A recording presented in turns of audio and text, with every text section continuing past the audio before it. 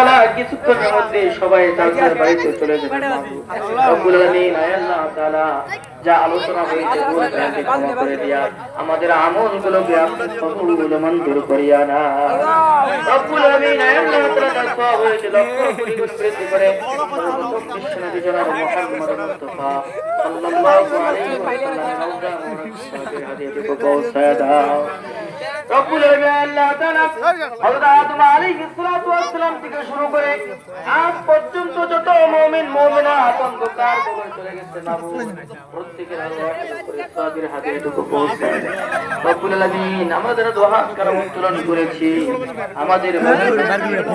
মা বাবা ভাই বোন আত্মীয় স্বজন বন্ধু বান্ধব যারা অন্ধকার কবরে চলে গেছে প্রত্যেকের আরওয়াহের উপরে সাবির হাদিয়াটুকু পৌঁছায় দাও